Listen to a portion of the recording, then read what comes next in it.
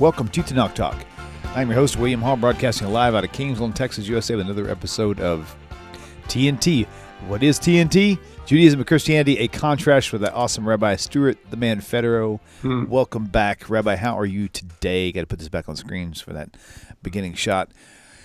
Book available also in Spanish, Judaismo, Cristianismo, whatever it has, Cristianismo, un contraste, something like that. So there you go. All right, so we're on chapter 14, and this is part 3. We are probably going to finish this one tonight. And there is a chapter 15. Do we need to do one of that, or is that just a summary? We're going to, after 14, we're just going to go right back into our regular shows.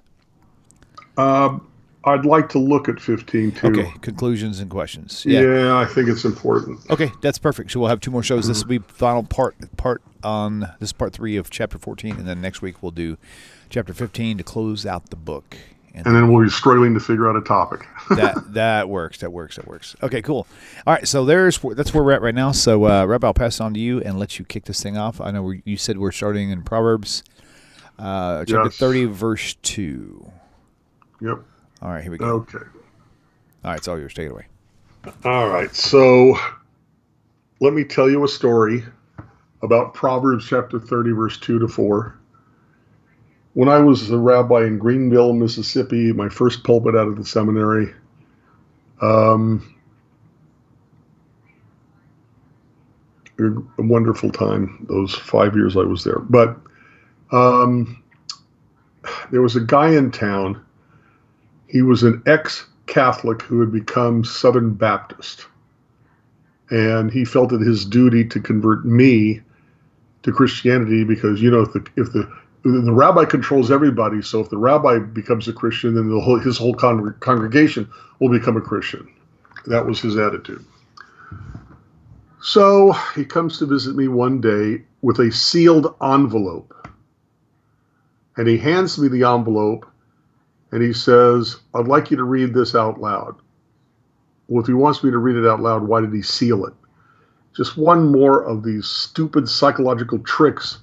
They think, I don't know, like a car salesman or something, I don't know, that if you invest time, you're more likely to fall sucker to it. I don't know, whatever. So he hands me this envelope. I break the seal. I open it up like an envelope. It's an envelope. And yes, it's Proverbs chapter 30, beginning with verse 2.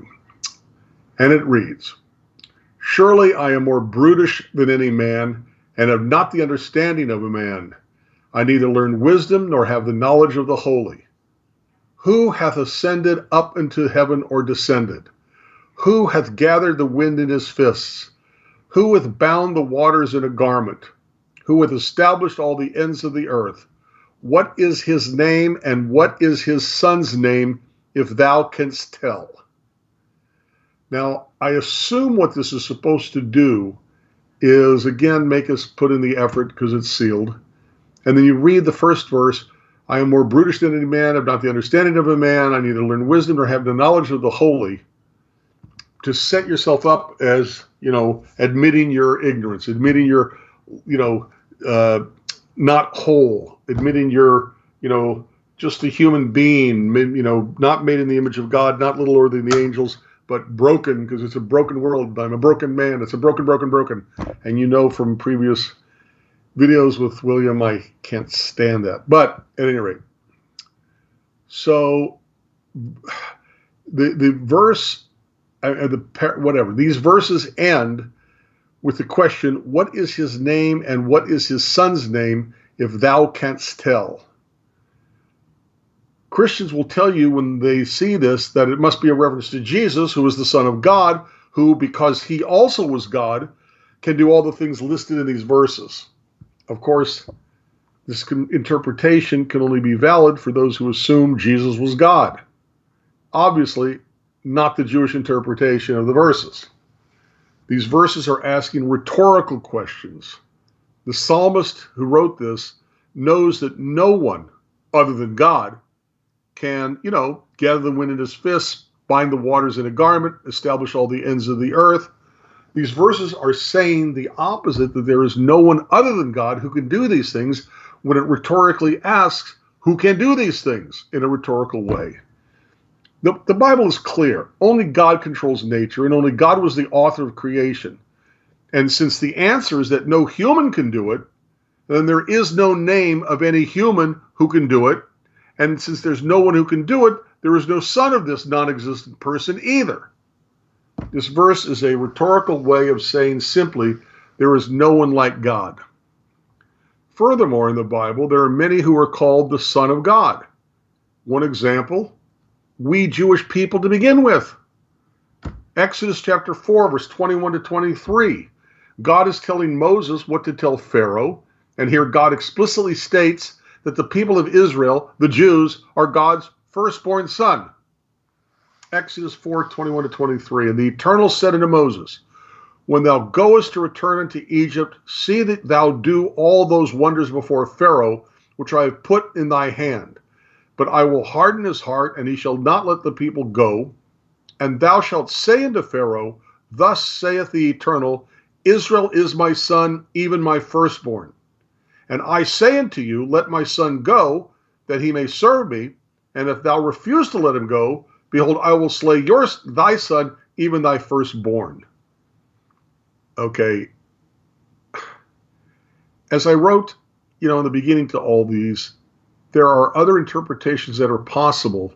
And perhaps the Son of God that Proverbs 30 verse 4 is speaking of is the Jewish people. Except the Jewish people, like no other human being ever, can gather the field in his wisp, bind the waters in a garment, establish the ends of the earth. But there are other people about whom God says that they are God's son. So maybe it is Psalm 89, verse 20 and following. I have found David my servant, with my holy oil have I anointed him, with whom my hand shall be established, mine arm shall strengthen him. The enemy shall not exact upon him, nor the son of wickedness afflict him. And I will beat down his foes before his face, and plague them that hate him. But my faithfulness and my mercy shall be with him, and in my name shall his horn be exalted. I will set his hand also in the sea, and his right hand in the rivers. He shall cry unto me, thou art my Father, my God, and the rock of my salvation. Also I will make him my firstborn, higher than the kings of the earth. Or maybe the verse in question, Psalm 30 verse 4, is referring to King Solomon, whom God also calls God's son in 1 Chronicles 22, 9 to 10. Behold, a son shall be born to thee, who shall be a man of rest. And I will give him rest from all his enemies round about, for his name shall be Solomon. And I will give peace and quietness unto Israel in his days. He shall build a house for my name, and he shall be my son, and I will be his father, and I will establish the throne of his kingdom over Israel forever. So when it talks about these people as the Son of God, it doesn't mean literally God makes a human woman pregnant with himself so that he can become a sacrifice of himself as a sacrifice to himself. Never made sense. But rather, it's all in Psalm 30. It's rhetorical, and the whole point is nobody's like God. No human can be like God. And that contradicts the whole basis of the idea that Jesus, who was only a human, was something more than human and was God. Okay. Again and again and again and again, everybody has the right to interpret any verse any way they want to. But if their interpretation contradicts something that we know comes from God, that we can take simple, literal, peshat, no spin, as it's stated, and it contradicts somebody else's interpretation, you have to reject somebody else's interpretation. It's that simple. Okay. And that leads us to the infamous Isaiah 53. Okay. I'm not going to be saying anything new, but it's the most common, I believe, the most common verses quoted to missionize Jews. Okay. And to try to keep Christians Christian. Isaiah 53 sounds like the perfect description of the life and death of Jesus. And because it is so perfect a description, Christians feel that Jesus must have been the Messiah because he seems to have fulfilled the prophecy of Isaiah 53. some of these fundamentalist Christians are told that this is so perfect a description of Jesus that the Jews are forbidden to read it. Furthermore, they are told that the Jews read from the prophets every week in their religious services, but the 53rd chapter of Isaiah was intentionally left out of those readings because it's so obviously a description of Jesus, and these mean Jews who know Jesus was the Messiah, they want to keep it from their people. Thus, they want to condemn their fellow Jews to hell and eternity of torture rather than admit what Christians would say is the clear truth of Isaiah 53. Now, remember that it's a matter of history that Christians were not allowed to read the Bible on their own. Translators of the Bible were killed by the Roman Catholic Church because it made the Bible accessible to the common people, and they did not want that. Look at the history of some of the translators and publishers, printers of the Bible. Wycliffe, perfect example.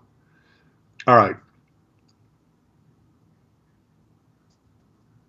It is true that there is something we read every Shabbat that is taken from the prophets, and it's called a Haftarah or Haftorah.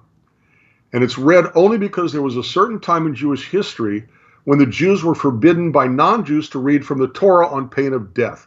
We were threatened with death if we practiced openly certain aspects of Judaism.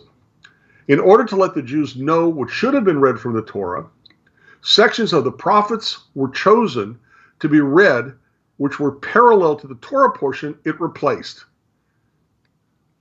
So you go to services on a Saturday, it's time to read Torah, but you can't read Torah because there might be a Roman soldier, a Syrian soldier, hiding in the congregation and pretend to be Jewish. Where have you heard that before? And if you start reading the Torah, he goes over to the door, locks it up, and then kills every man, woman, child in the room. So it comes time to read the Torah, but you can't read from the Torah. So all of a sudden, they're reading from somewhere in the prophets. And you hear it, and you go, oh, I know what that's referring to. That's similar to what we read in the Torah over here. That must be our Torah portion for this Shabbat. Okay. When the Jews rebelled, by the way, this all happened, we think, at the time of the Maccabees. So when the Maccabees rebelled from the Syrians, from Antiochus, and won their rebellion, they started reading from the Torah again, but the custom of reading the Haftarah remained because it enhanced and helped the meaning of the Torah. The reason that Jews do not read Isaiah 53 at any time of the year during a weekly service is because there are no parallels to Isaiah 53 in the Torah, the 5 books of Moses, Genesis, Exodus, Leviticus, Numbers, and Deuteronomy. Okay.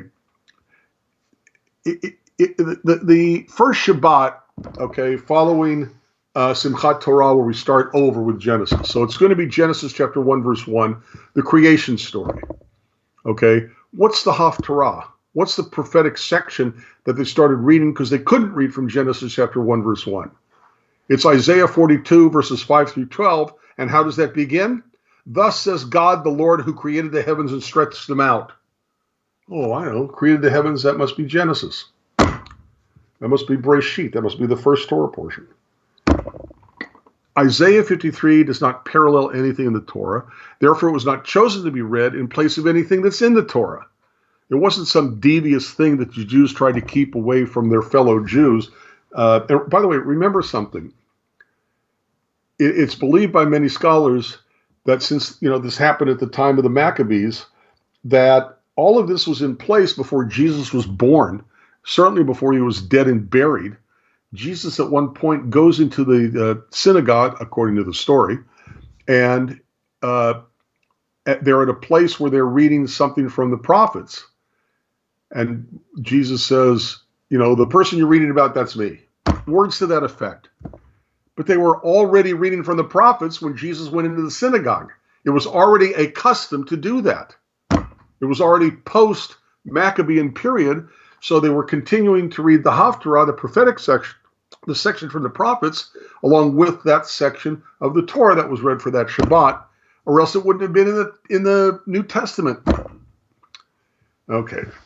The only reason Christians are told that the Jews are forbidden to read Isaiah 53, or that the Jews do not read Isaiah 53 when they read from the prophets, is because they can't understand how the Jews can read Isaiah 53 and not immediately admit, oh, that's Jesus, he fulfilled it, therefore he's the Messiah. Okay. By the way,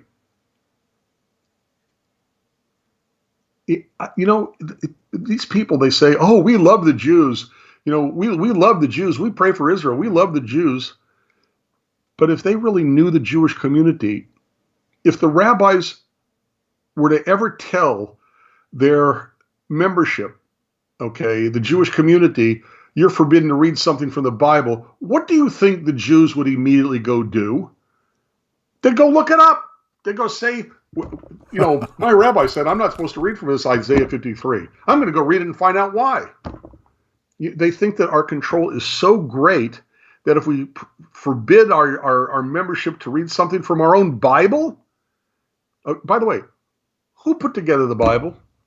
The books that are in the Bible, who said those books should be in what became called the Bible? The Jews. And if this was done in full knowledge of Christianity, don't you think that all they would have to have done was not forbid the Jews from reading it, but simply read it, leave it out of the text? It's like they're not even thinking. Okay, now, tell you a secret.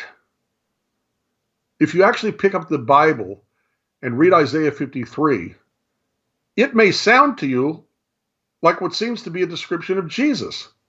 And there's a reason for this, which we're going to discuss in a minute. So what I want to do real quickly is I want to go over Isaiah 53 real quick. I want you to keep in mind, however, that this is a mistranslation of the Hebrew. But we're going to use it because it's the translation, it's the mistranslation most often used by Christian missionaries.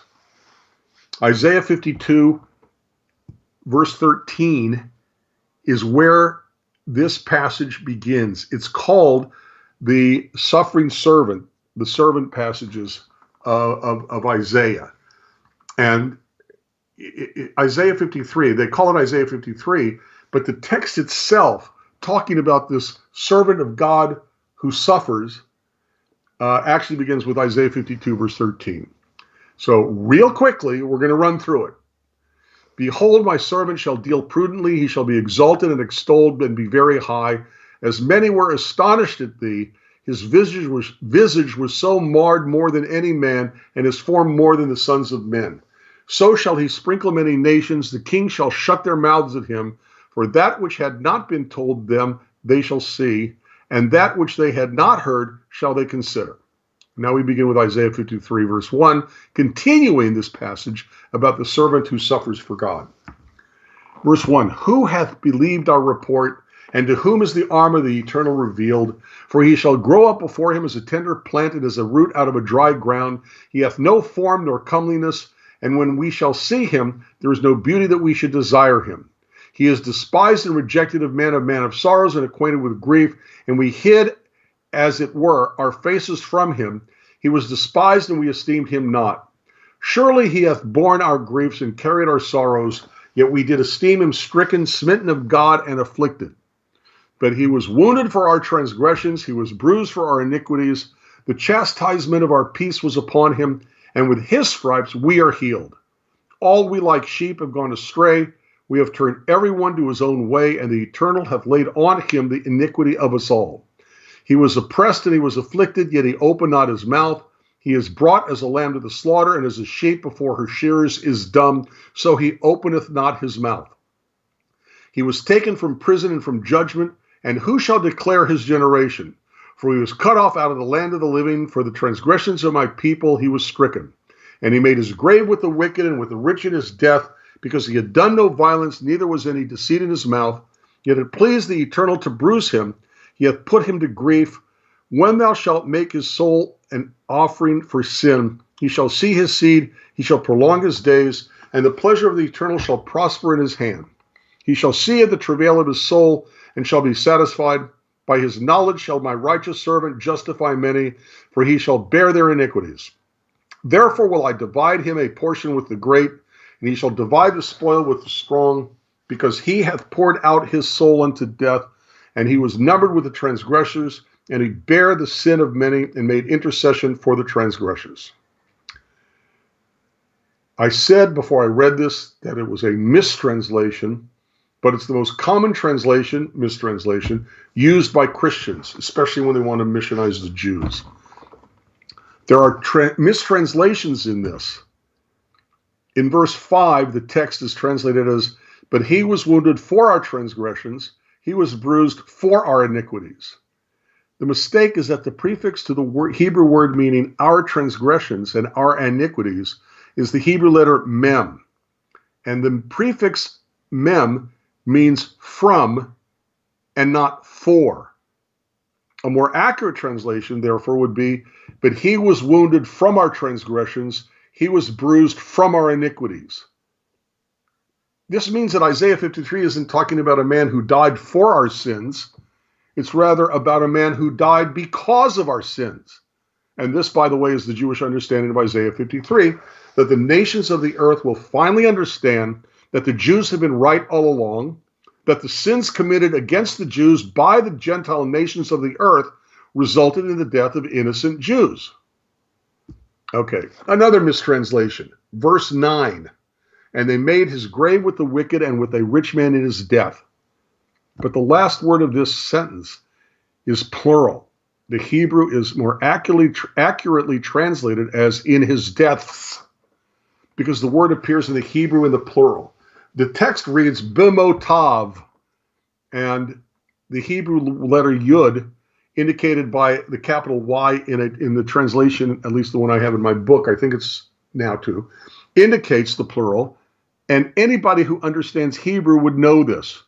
To read in his death, the text would have to read b'moto, but it doesn't read b'moto, it reads b'motav, which means in his death. What that means is that if Jesus is going to fulfill this verse, I guess that means he has to come back to earth and die at least one more time, to die deaths. The Jews personified as the servant, as we shall see, have fulfilled this verse time and time and time again, because the people of Israel have had countless millions die undeserved deaths. Now, as we read through the verses, I'm sure you've been reminded of the image of Jesus, how he lived and how he died. So why isn't Isaiah 53 a prophecy concerning the Messiah that Jesus fulfilled according to the Jewish understanding of the passage? Now, according to Jewish tradition, Isaiah was writing about the people of Israel personified as the suffering servant of God. There are no less than 8 quotations that show this to be true. Please note that in the following quotations, all from the book of Isaiah itself, it's the people of Israel who are called the servant of God. The name Israel, which is another name for Jacob, and so when the text reads Jacob or Israel, it means the same people. Isaiah 41 verse 8, but you, Israel, my servant, Jacob, whom I have chosen, the offspring of Abraham, my friend. Isaiah 43:10, you are my witnesses, saith the Eternal, and my servant whom I have chosen, that you may know and believe me and understand that I am he. Before me there was no God formed, neither shall there be after me. Isaiah 44:1, yet now hear, O Jacob, my servant, and Israel, whom I have chosen. Isaiah 44:21, remember these things, O Jacob, and Israel, for you are my servant. I formed you, you are my servant, O Israel, you will not be forgotten by me. Isaiah 45:4, for the sake of my servant Jacob and Israel, my chosen, I call you by your name, I surname you, though you do not know me. Isaiah 48:20, go ye forth of Babylon, flee ye from the Chaldeans, with a voice of singing declare you this, tell this, utter it even to the ends of the earth. Say you, the Eternal has redeemed his servant Jacob. Isaiah 49:3, and he said to me, you are my servant Israel, in whom I will be glorified. Isaiah 49:7, thus saith the Eternal, the Redeemer of Israel, and his Holy One, to him whom man despiseth, to him whom the nation abhorreth, to a servant of rulers, kings shall see and arise, princes shall worship, because of the Eternal that is faithful, and the Holy One of Israel, and he shall choose thee. Okay, using the quotations we just now looked at, take a look at Isaiah 43:10. Very interesting verse. The verse tells us that the Jewish people are plural because it says, "You are my witnesses." But the people of Israel are also referred to in this same verse in the singular in the word servant. The word servant is the same word we find in Isaiah 53. By the way, the same verse of Isaiah 43:10, when it's talking both as the Jews, the Jewish people, the Hebrews, the Israelites, whatever, okay, we are in the same verse, we're witnesses, plural. In the same verse, we are servant, just like it says in Isaiah 53. But it also says that there'll be no God formed, which means that Jesus cannot be God who was formed in Mary's womb well after God spoke these words through Isaiah. Now, before we move on, I want to go back to yes, it's a mistranslation. So, William, do me a favor and put this back up. Okay. What verse? We're going to look at Isaiah 52:14. Okay, it's up now. Okay. Christians might say, oh, but subjects change all the time. Just because it's talking about the Jewish people as the servant of God before, leading up to Isaiah 52, it may not be doing that here. I don't see this very often, but there is a verse in the text that explicitly tells us who Isaiah is speaking about, unequivocally. You know what I mean? Okay? It's clear. It can't be understood any other way that I know of. Okay? Got to ask the question, who did Isaiah preach to? Who was Isaiah concerned about? Who did Isaiah want to help? The Jewish people. So he was speaking to the Israelites. He was speaking to the descendants of Abraham, Isaac, and Jacob, Sarah, Rebecca, Rachel, and Leah, and all those who joined with them as converts to their religion. That's who he's speaking to. So take a look at Isaiah 52, verse 14. As many were astonished at you. At you. He's talking about the people to whom he is speaking. He's talking about the people to whom he is speaking. So from the very beginning of Isaiah 52:13, namely in verse 14, we know from the beginning that the whole thing that comes after this is talking about the Jewish people. In the text. When it goes, as many were astonished at you, his visions were so marred, it's a shift in subject in terms of the pronoun, okay, but it's still talking about the same people, personified now as this one whose visage was so marred more than any man, and his form more than the sons of men. So from the very beginning, we know who he's talking about. And by the way, in many Christian mistranslations, they change the Hebrew, they change the original word of God, and they say, as many were astonished at him. Look at the Hebrew, do it yourself, and you'll see it's as many were astonished at you. So they're changing this to fit their theology, and it's very clear from the text. Okay. So from the beginning, we know, in spite of Isaiah 41:8, Isaiah 43:10, 44:1, 44:21, 45:4, etc., we know from the very beginning of our quotation itself that it's talking about the people of Israel. Okay. Another thing that comes up every time. Christian missionaries will claim that Rashi, Rabbi Shlomo Yitzhaki, roughly the 11th century, made up the association of the suffering servant of Isaiah 53 with the people of Israel personified. And you can prove how wrong this is by quoting from the writings of Christians themselves long before Rashi was born. There's a guy named Origen. Origen was an early church father. Okay, he wrote a book called Contradictions. It was written in 248 of the Common Era.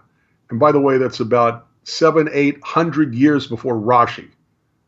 And this Christian church father named Origen in Contra Celsum records that Jews living in his own time, again, 700 or 800 years before Rashi, interpreted this passage as referring to the entire nation of Israel. And this is from Contra Celsum. Okay. All right. I remember that once in a discussion with some whom the Jews regard as learned, I used these prophecies. This is the Isaiah 53 passage. At this, the Jews said that these prophecies referred to the whole people as though of a single individual, since they were scattered in the dispersion and smitten, that as a result of the scattering of the Jews among the other nations, many might become proselytes. That is Origen in his book Contra Celsum. There is a translation I'm reading from a translation by Henry Chadwick, Cambridge University Press. It's book 1.55. It was published in 1965. It's on page 50. Go look at the internet. ccel.org. ccel.org. Okay. And look up Contra Celsum. And, go to LVI or whatever that is, and you will see that this is what it says. So hundreds and hundreds of years before Rashi, the Christians themselves knew that the Jews understood Isaiah 53, talking about the people personified as a servant of God. Okay. Another thing we have to look at, even before we look at the text, okay? The Bible is explicitly clear that everyone has to die for their own sin, that no one else can die for someone else's sin. And let's be very, very clear what we mean by that. Okay, if soldiers are standing around and all of a sudden there's a hand grenade and one of the soldiers jumps on the hand grenade, sacrificing his own life to save the lives of his buddies, okay, that's not what we're talking about. We're not talking about someone who dies so that others can live. We're talking about someone who dies to take away the guilt of others for the sins others have committed. You've got to be clear about that. And clearly, consistently in the Bible, it says one person cannot die to take the guilt away from the sins committed by someone else. So Deuteronomy 24:16, everyone is to be put to death for his own sin. Exodus 32:30-35, and the Eternal said to Moses, whosoever hath sinned against me, him will I blot out of my book. And again, Ezekiel 18, especially verse 20, 1-4, 20-24, 26-27. Behold, all souls are mine, as the soul of the Father, so also the soul of the Son is mine. The soul that sins, it shall die. And verse 20, the soul that sins, it shall die. The Son shall not bear the sin of the Father, neither shall the Father bear the sin of the Son. The righteousness of the righteous shall be upon him, and the wickedness of the wicked shall be upon him. It doesn't say that the wickedness of the wicked will be on the righteous. It says the wickedness of the wicked shall be on the wicked. So clearly, repeatedly, the Bible says one person can't die for the sins of someone else. So the question you got to ask is, where exactly did God change his mind? If everybody is to be put to death for his own sin, Deuteronomy 24:16, when did God change his mind to enable Christians to interpret Isaiah 53 to say that this means Jesus died for your sin, when we know repeatedly in the Bible, everyone dies for their own sin. Everyone gets the punishment for their own sin. Okay? When did God change his mind? Okay? Unless you think that maybe God didn't really mean what he said when he said every man is to be put to death for his own sin. The interpretation Christians give to Isaiah 53 is only an interpretation, and it's an interpretation that goes against the idea expressed elsewhere in a number of places that every man is put to death for his own sin. The wickedness of the wicked is on the wicked. Now, the Christian interpretation of a dying, saving Messiah is also one that was unknown to Jesus' disciples. And we went over this, by the way, in chapter 6, but we're going to do it here too real quick. When Jesus explained his mission to his disciples, that he was to die for the sins of humanity according to this definition of Messiah, his disciples had no idea what he was talking about. And their response was to rebuke Jesus for having said it. So read Matthew chapter 16, verses 13 to 23. Matthew chapter 16, 13 to 23. When Jesus came into the coasts of Caesarea Philippi, he asked his disciples, saying, "Whom do men say that I, the Son of Man, am?" And they said, "Some say that you are John the Baptist, some say Elijah, and others Jeremiah or one of the prophets." He said to them, But who do you say that I am?" And Simon Peter answered and said, "You are the Christ, the Son of the living God." And Jesus answered and said to him, "Blessed are you, Simon Bar-Jonah, for flesh and blood has not revealed it unto you, but my Father which is in heaven." Verse 20. Then charged he his disciples that they should tell nobody that he was Jesus the Christ. Doesn't that contradict other stories? Okay, fine. Verse 21. From that time forth began Jesus to show unto his disciples how that he must go to Jerusalem and suffer many things of the elders and chief priests and scribes, and be killed and be raised again the third day. Then Peter took him and began to rebuke him, saying, "Be it far from you, Lord, this shall not be unto you." But Jesus turned and said to Peter, "Get you behind me, Satan. You are an offense unto me, for you savor not the things that be of God, but those that be of men." So when Jesus starts telling his disciples he's got to die for the sins of the people, Peter says, "What are you talking about?" Because the idea of a dying, saving Messiah wasn't Judaism. You can find the same thing, by the way, in Mark chapter 8, 31 to 33, Mark 8, 31 to 33, and also Luke 18, 31 to 34. Had Peter and the other disciples known about the dying, saving mission of the Christian concept of the Messiah, they would have said, "Oh, thank you, Jesus, for telling us this," rather than rebuking him for what he told them. Okay? I'm not going to do it now, but read the passage from Isaiah 52:13 to Isaiah 53:12. Okay? If you don't read carefully, if you don't read a good translation, it does sound a lot like a description of a man who dies for the sins of others. Similar to the story, by the way, of Pinocchio, which we already discussed in section 2 under typologies. How do Jews explain that the life and death of Jesus seems to be reflected in these verses? Well, it really shouldn't surprise you that the life and death of Jesus seems to be reflected within the verses of Isaiah 53, or for that matter, numerous other places in Hebrew scriptures. Which came first? Obviously, the Hebrew scriptures came before Jesus.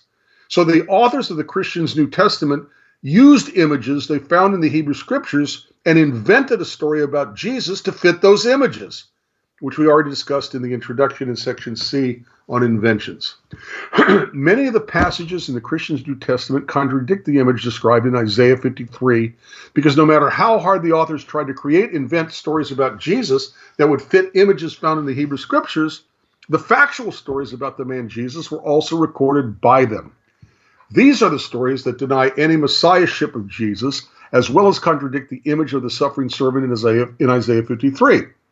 So you have to take a close look at what Isaiah 53 says and then compare it with other passages from the Christian's New Testament. Two verses in the Isaiah passage in question, Isaiah 52:13 to Isaiah 53:12. Two verses in the Isaiah passage describe the servant of the Lord as either being too ugly to be human in appearance or too plain looking to make us notice him. Isaiah 52:14, his appearance was so marred beyond human semblance, and his form beyond that of the sons of men. Isaiah 53:2, he had no form or comeliness that we should look at him, and no beauty that we should desire him. Have you seen lately pictures painted of Jesus by believing Christians? They usually show a man who is handsome, who's tall, and who's generally muscular, as you'd expect from any carpenter, dealing with trees and wood and all that.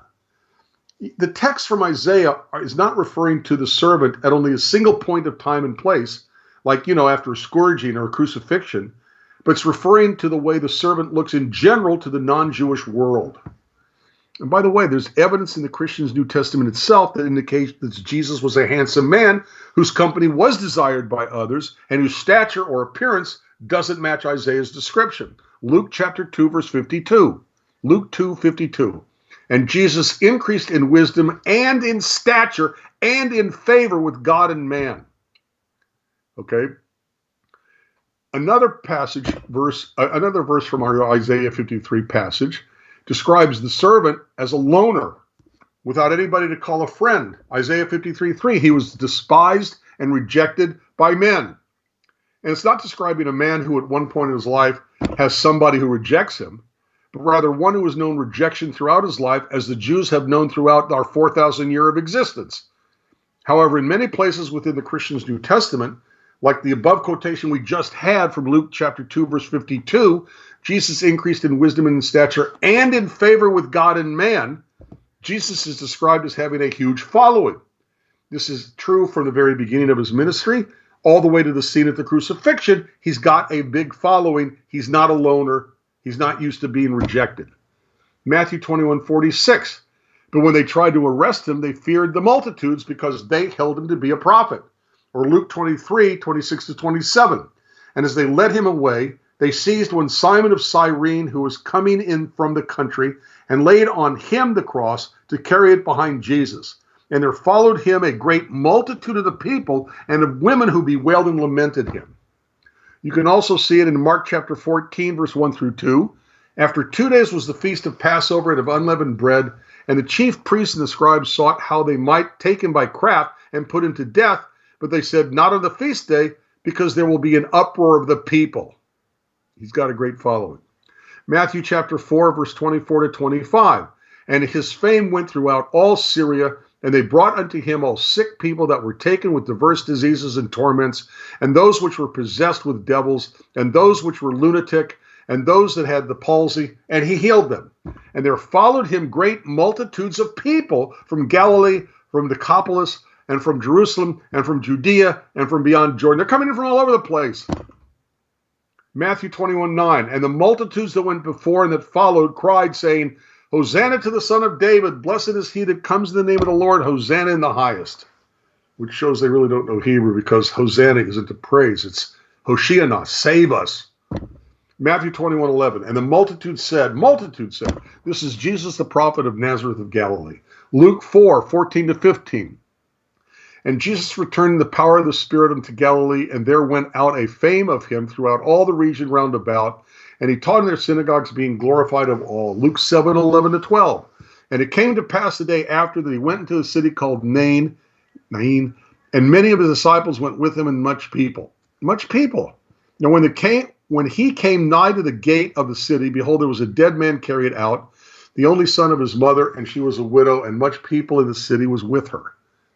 You're going to get the same thing, Luke 7:16-17, Luke chapter 8, verse 4, Luke chapter 8, verse 19, Luke chapter 8, verse 45, John chapter 12, verse 11, John chapter 12, verse 42. Unlike the servant described in our passage of Isaiah 53, that Christians want to say is all about Jesus, Jesus was neither despised or rejected by all men, and instead he maintained a large following even up until his crucifixion. Okay? Again, going back to our Isaiah passage, the Christians want to say is all about their Jesus. There's two quotations that describe someone who remains silent when accused by his captors, one who is innocent of any wrongdoing. Isaiah 53:7, like a lamb that is led to the slaughter, and like a sheep that before its shearers is dumb, so he opened not his mouth. And Isaiah 53:9, and there was no deceit in his mouth. But there's a quotation from the Christian's New Testament that states that Jesus did rebuke his captors, and therefore he did, in fact, open his mouth. John chapter 18, verse 22-23. Again, John 18, 22-23. And when he, that's Jesus, had spoken thus, one of the officers which stood by struck Jesus with the palm of his hand, saying, Answerest thou the high priest so? Jesus answered him, If I have spoken evil, bear witness to the evil. But if well, why smitest thou me? So Jesus rebukes his captors for what he considers mistreatment. And as we've discussed elsewhere, Jesus demanded an explanation of why he had been struck. And in opening up his mouth to rebuke his captors, didn't he also contradict his own idea of turning the other cheek? Matthew 5:39. And doesn't that make Jesus a hypocrite? And isn't hypocrisy a form of deceit because it deceives people in doing what the deceiver himself does not do? Again, Isaiah 53 passage in question. There's a verse that describes an innocent man of peace. Isaiah 53:9. Although he had done no violence. No violence? It doesn't say he did only that violence which was righteous. It says he had done no violence. No violence at all. Aren't people familiar with at least one of the many acts of violence Jesus did, which was the cleansing of the temple? Matthew 21:12. And Jesus entered the temple of God and drove out all who sold and bought in the temple, and he overturned the tables of the money changers and the seats of those who sold pigeons. And by the way, in the version we find in John chapter 2, verse 15, it says that Jesus made himself a scourge or whip with which he used to beat the people in the temple. John chapter 2, verse 15. And when he had made a scourge of small cords, he drove them all out of the temple, and the sheep and the oxen, and poured out the changers' money, and overthrew the tables. Now, Christians might say that the violence done by Jesus in the temple might have been justified, but the verse, as I said, describes somebody who had done no violence at all to make him deserving of the persecution he received. But Jesus was seen by Rome as an insurrectionist. That's why they crucified him. That's why the New Testament states that the accusation, the sign placed above his head by Rome, read, depending on which version of what it reads, this is Jesus, King of the Jews. And as you see in Matthew 27:37, Matthew chapter 27:37, as well as in Mark 15:26, you'll see this sign. They don't have the same quotation for the accusation, but they call it the accusation for which he was crucified. And that, what does the accusation mean? This is Jesus, King of the Jews. Okay? It means that if you think this is the King of the Jews instead of the Emperor in Rome, this is what's going to happen to your king. This is what's going to happen to you. The violence he perpetrated brought attention to himself, and that's the violence that made him be seen as an insurrectionist, and that's why he was crucified. Now, above, talking earlier, it was stated that Jews were the servant in Isaiah 53. Some could argue that the Jews certainly did violence over the millennia, and that's true. Why not? But the Jews didn't do violence to deserve their persecutions. What violence did the Jews of Europe perpetrate to deserve the Holocaust? Furthermore, those who bought and sold in the temple were there because of God's commandment. In Deuteronomy 14:24-26, Deuteronomy 14:24-26, God told the Jews to sell the animal they wanted to sacrifice for money, take the money to Jerusalem, and then after changing the money to the local Jerusalem temple currency, to buy the animal and sacrifice it. So all they had to take to Jerusalem on their pilgrimage was the money, not the actual animal. Therefore, the money changers and sellers of sacrificial animals had to be there as commanded by God. So, Deuteronomy 14:24-26. And if the way be too long for thee, so that thou art not able to carry it, that's the animal you want to sacrifice, or if the place be too far from thee, which the eternal thy God shall choose to set his name there, that's a reference to the temple, when the eternal thy God has blessed you, then shalt thou turn it into money, bind up the money in your hand, and shall go into the place which the eternal thy God shall choose, again the temple, and you shall bestow that money for whatsoever your soul lusts after, for oxen or for sheep or for wine or strong drink, or for whatsoever your soul desires, and you shall eat there before the eternal your God, and you shall rejoice, you and your household. By the way, there are plenty of other places in the New Testament that Jesus is described as a violent person. So take a look at Mark. Jesus condemns an innocent fruit tree to death because it didn't have any figs on it for Jesus to eat, even though it wasn't the season for fruit. No fault of the tree, but it gets condemned to death because Jesus didn't get to eat something. So take a look at Mark 11, verses 12-14, and verse 20-21. And on the morrow, when they were come from Bethany, he was hungry. And seeing a fig tree afar off having leaves, he came, if haply he might find anything thereon. But when he came to it, he found nothing but leaves, for the time of figs was not yet. And Jesus answered and said to it, No man eat fruit of thee thereafter forever. And his disciples heard it. And then later they go by it again. And in the morning as they passed by, they saw the fig tree dried up from the roots. And Peter, calling to remembrance, said to him, Master, behold, the fig tree which you cursed is withered away. What a nice man. You know, we recite the blessing to God, creator of the fruit of the vine, creator of the fruit of the tree. But Jesus can't create the fruit. He can only destroy the tree when it's no fault of the tree. That's a violent person. Jesus also states his coming to earth was not for the purpose for bringing peace. And we've mentioned this quite a few times in these videos. Matthew 10:34-36. Think not that I have come to send peace on earth. I came not to send peace, but a sword. For I have come to set a man at variance against his father, and the daughter against her mother, and the daughter-in-law against her mother-in-law, and a man's enemies shall be those of his own household. Jesus states also in a parable that those who will not accept him as king should be slain in front of him, killed in front of him. Okay, it's a parable. But in almost every single Christian interpretation of that parable, it's Jesus is actually talking about himself, and it's Jesus being this ruler who comes back after being crowned king, who says, Luke chapter 19, verse 27, But those mine enemies, which would not that I should reign over them, bring hither and slay them before me. Nice guy. Perhaps the verse above from Luke 19 has been the Christian justification for the slaying of so many Jews throughout the centuries, simply because we still and will reject Jesus. Luke 22, verse 36, Jesus tells his disciples to go and buy swords. So we see that once again, Jesus was a violent man, could not have been the peace-loving servant who did no violence, as we find in our passage of Isaiah 53 that Christians want to say is really all about Jesus. Okay, one more verse in the Isaiah passage in question, which describes the servant as living a long life and having children, which Jesus did not. Isaiah 53, verse 10. He shall see his offspring, he shall prolong his days. Obviously, Jesus never married and had no kids. He also died in his 30s, which is a young age. Christians may respond by saying that Isaiah meant Jesus' disciples by the word offspring. He shall see his offspring. Oh, offspring, that really means his disciples.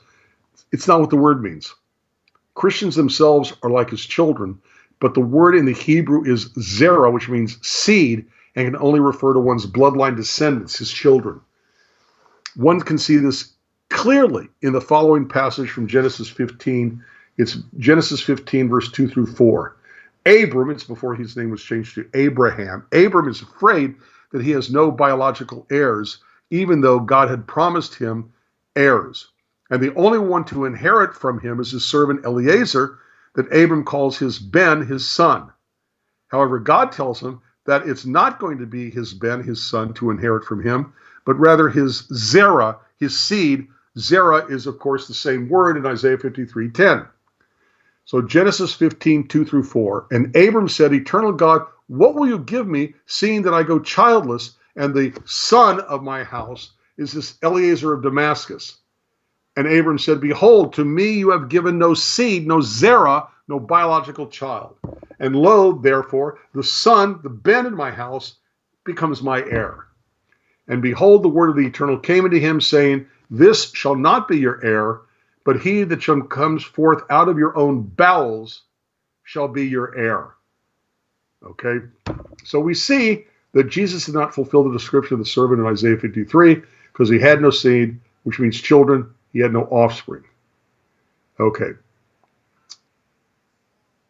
Let's assume, for the sake of argument, that Isaiah was making this prophecy of his future rather than interpreting his past as the past tenses of his speech indicate.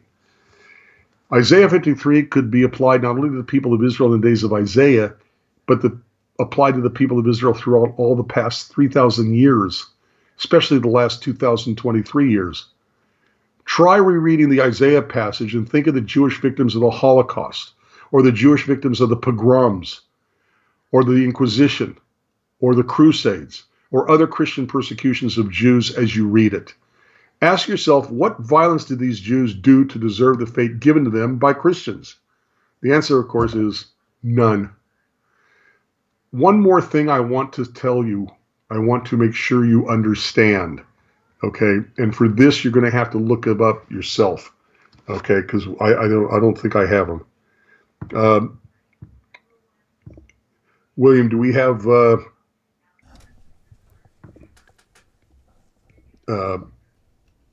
more quotes that I give you? No, those are the last ones. Genesis 15, 2-4 is the last one. Okay. Would you mind going up again to the full quote, Sure. the misquote, the mistranslation? Isaiah 53:9. Yep. Got it. Let me tell you a quick story. Every so often I'm asked to go to a church, not their services, but to sit in their lounges or whatever and answer questions about Judaism. And I tell them, do yourself a favor. I hate it when people say, oh, I forgot what I wanted to ask you, but I had a question. Get a notebook, keep it with you, and write down all your questions so you don't forget what you want to ask, and then come talk to me and we'll go over your list. So I told them well in advance that they knew well in advance that I was coming, and they came with questions. And one person asked me about Isaiah 53. Come into my parlor, said the spider to the fly. 'Tis the prettiest little parlor that you ever did spy. At any rate, so we went over the translation of Isaiah 53. Okay, I told them about Isaiah 52, Isaiah 52:14. I said, from the moment it begins, we know it's talking about the Jewish people because that's who Isaiah was speaking to, as many were astonished at you. And they all looked at their own translations, and they saw by their translation, I was right. Okay. And, I pointed out some of the stuff we just talked about, but I also pointed out the following.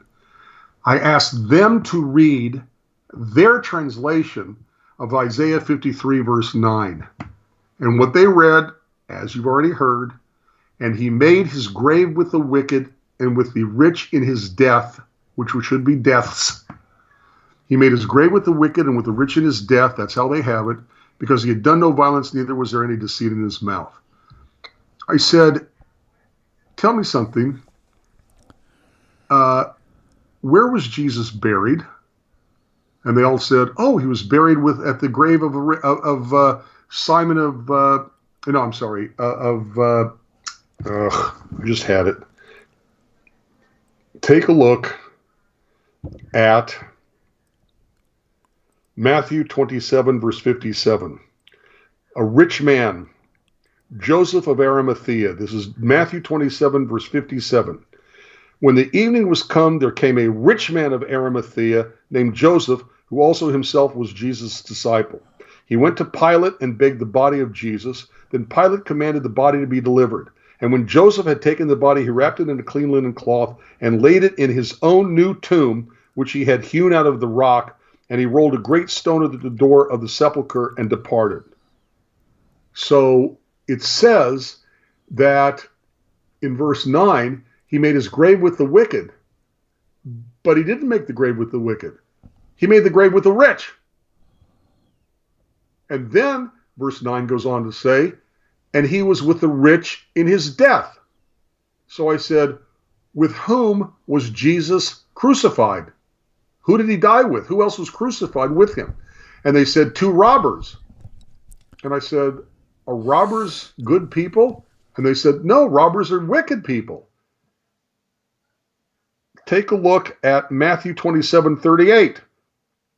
Then were there 2 thieves crucified with him, one on his right hand and another on the left. I said, the text of Isaiah 53:9, he made his grave with the wicked and with the rich in his death. That's not what it says in the New Testament. In the New Testament, it says he made his grave with the rich and he was with the wicked in his death. They were stunned. They had never noticed this before. Right. They had never seen this before. They had never had this pointed out to them before. And I told them, which they really didn't like, I said, the authors of the New Testament Gospels did not know Jesus, didn't know anything about him, and so they invented stories about him to make it look like he fulfilled Scripture, but they got this one mixed up. Instead of his grave with the wicked, his grave was with the rich, and instead of being with the rich when he died, he was with the wicked when he died. They went dead silent. They were stunned, and basically that was the end of the day. So I want you to understand that, okay? All right. So while you're on this last part, yes, I would say just as equally important, Zephaniah 3:13 on the rest of that, where it says, "The remnant of Israel shall not do iniquity, nor speak lies, neither shall these deceitful tongues." So even here on another prophet tells you who this is actually speaking of. So because he has done no violence, neither was there any deceit found in his mouth. So yeah, all that together is it's crazy. It's really bizarre that it's actually really odd that maybe not for me, but that I missed it for so long. So all this stuff is truly eye-opening, no doubt about it. Hopefully it would be eye-opening for many more.